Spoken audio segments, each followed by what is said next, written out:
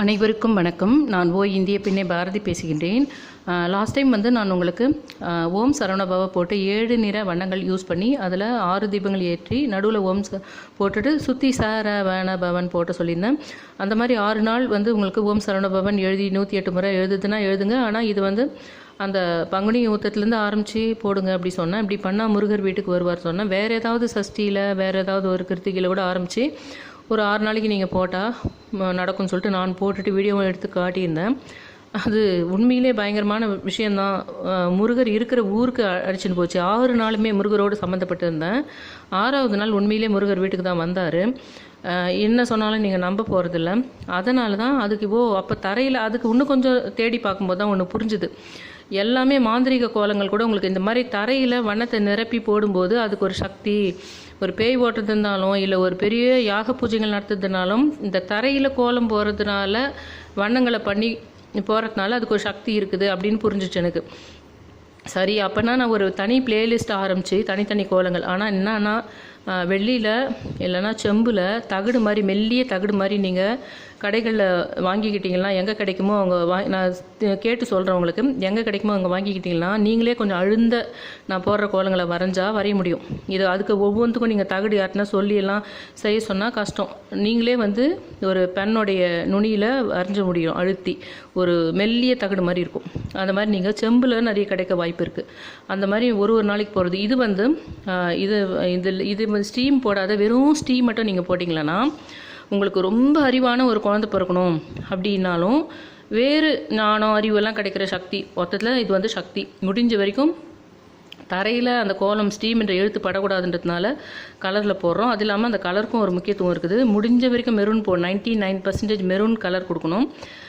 இல்லைன்னா red colour கொடுக்கணும். இது தேவியினுடைய அந்த சக்தி கூடம்னுவாங்கள்ல, அந்த முக்கோண வடிவம் இது. இந்த 3 பக்கம் விளக்கு ஏற்றிட்டு நீங்கள் ஸ்லோகம் சொல்லலாம். இப்போ நான் உங்களுக்கு இந்த சொல்லியிருக்கேன். இது வசந்த நவராத்திரி சொல்லியிருக்கேன். நம்ம டெய்லியே லலிதா சஹஸ்ரநாமம் சொல்கிறோம். அதனால் அதுவே கூட போதும். இது ஸ்டீம் தான். நான் சொல்ல போகிற ஸ்லோகம் ஸ்ரீ தான். அது மட்டும் நான் டிஸ்கிரிப்ஷனில் போடுறேன். அது நீங்கள் 48 நாள் 21 நாள் இப்படிலாம் பண்ணிங்களான்னா அதுக்கான பலன் இருக்கும். ஆனால் நான் எப்படி சொல்ல போகிறேன்னா இதெல்லாம் வெளியிலையோ செம்பிலையோ நீங்கள் எழுதிக்கிட்டு வச்சுக்கோங்க. ஆனால் இந்த மாதிரி கோலங்கள்லாம் போடும்போது அடுத்து ஒரு நல்ல நாள் வரும்ல, அது வரைக்கும் அதை வச்சுருந்து வீடு துடைக்கும் போது இதை நம்ம ரிமூவ் பண்ணிடலாம். பொங்கலுக்கு தீபாவளிக்கெல்லாம் வாங்குற மாதிரி நிறைய இந்த கோலம் ரங்கோலி கோலம் அதெல்லாம் வாங்கி வச்சுக்கோங்க. நிறைய ஒன்றும் செலவாகாது. இந்த மாதிரி சின்ன சின்ன கோலம் தான் வீட்டில் நம்ம போடுவோம். அது காலி ஆகிட்டா கூட வாங்கிக்கலாம். அதுக்கு ஒன்றும் ரொம்ப செலவாகாது. ஆனால் அவ்வளோ சக்தி இருக்குது இதுக்குன்றதை நான் கண்டுபிடிச்சேன். ஆனால் நடு கூடத்தில் இது ரொம்ப குட்டி பசங்க இருக்கிற வீடாக இருந்தால் கஷ்டம். மற்றபடி பெரியவங்க இருக்கிற வீடாக இருந்தால் இந்த மாதிரி நடுவு கூடத்தில் போட்டுட்டு அடுத்து இதை கழிச்சிட்டு இன்னொன்று போடலாம். இல்லை இப்போதைக்கு முக்கியமான நாள் வசந்த நவராத்திரி இது இப்போ மட்டும் போட்டுக்கலாம். அந்த மாதிரி எப்பாவது ஒரு முறை மட்டும் நீங்கள் இதை போட்டுக்கலாம் அப்படின்னாலும் போட்டுக்கலாம். இப்போ இந்த மாதிரி சமயத்தில் மட்டும் அந்த 3 விளக்கு ஏற்றி வச்சுட்டு நம்ம அந்த லலிதா சஹஸ்ரநாமம் படிக்கலாம். இப்போ இந்த வர 17ஆம் தேதி வரைக்கும். அதுக்கப்புறம் இதை கழிச்சிட்டு அதுக்கப்புறம் இன்னொன்று சொல்லுவேன், அது பண்ணலாம். ஒருவேளை நீங்கள் வெறும் ஸ்ரீ போட்டிங்களாண்ணா அதுக்கு மட்டும் இப்போ நான் சொல்கிறேன். இந்த சக்கரத்தில் பார்த்தாவே நீங்கள் ஸ்ரீ மட்டும் போட்டிங்கன்னா தேவி உபாசிக்கப்படுகின்றாள் அப்படின்னு சொல்லிட்டு அர்த்தம்.